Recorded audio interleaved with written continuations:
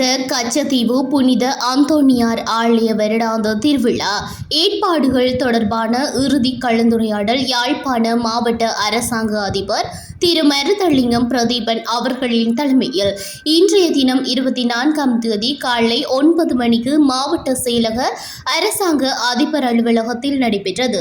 இக்கலந்துரையாடலில் யாழ்ப்பாண மறைமாவட்ட குறுமுதல்வர் ஆயர் வணக்கத்துக்குரிய அருட்தந்தை PJ ஜெபரட்னம், வடமாகாண கடற்படை தளபதி ரியல் அட்மிரல் புடிக்க லியனகமகே, இந்திய துணை தூதரக அதிகாரி செல்வி CS ரம்யா ஆகியோர் பங்கு பற்றினார்கள்.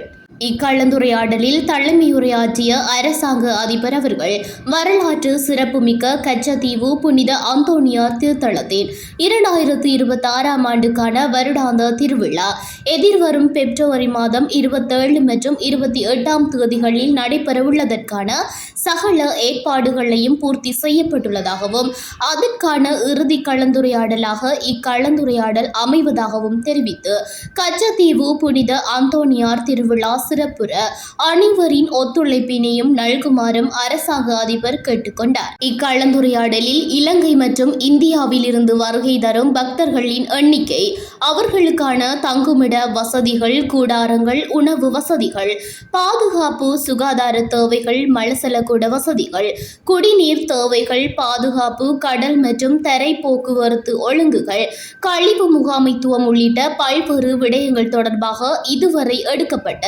சகல நடவடிக்கைகளும் அரசாங்க அதிபரால் விரிவாக ஆராயப்பட்டது.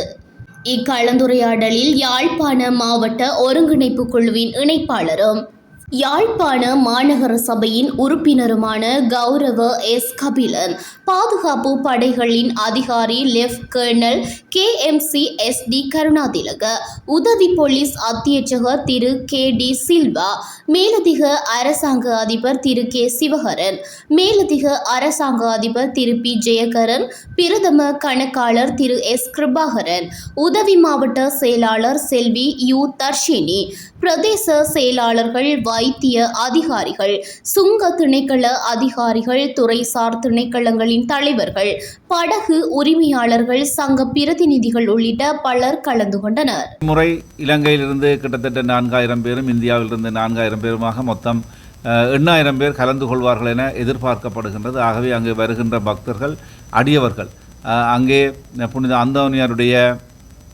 திருத்தலத்தை தரிசிப்பதிலே தங்களுடைய செயற்பாடுகளை முன்னெடுக்கின்ற போது எங்களுடைய இந்த நடைமுறைகளுக்கு தங்களுடைய ஒத்துழைப்பை வழங்குமாறு அவர்களை வினயமாக இந்த சந்தர்ப்பத்திலே கேட்டுக்கொள்கின்றோம்.